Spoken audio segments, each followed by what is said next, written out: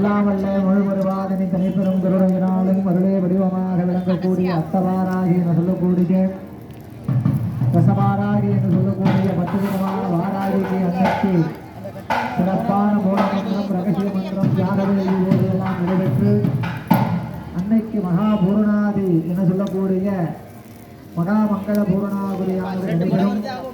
ஆகையால் பக்தாதி மையன்பர்கள் எல்லாம் பூரணாபுரியை தொட்டு கும்பிட்டு கையில் இருக்கக்கூடிய சில்லக்காலில் எல்லாம் அம்பாளை பிரார்த்தனை செய்து கொண்டு சகலகரமான நம்மளுக்கு எண்ணற்ற காரியங்கள் எல்லாம் இடையே நடந்தேறணும்.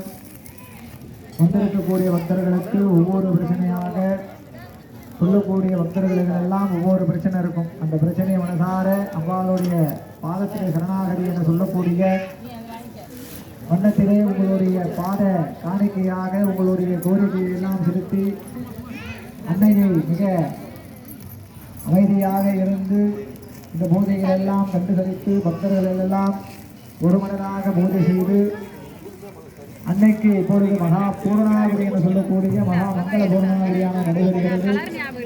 ஆகையால் பக்தர்கள் தங்கள் கரங்களிலே இருக்கக்கூடிய விவகாயங்கள் வைத்து மகா பூர்ணாகுதி தொட்டுவிட்டு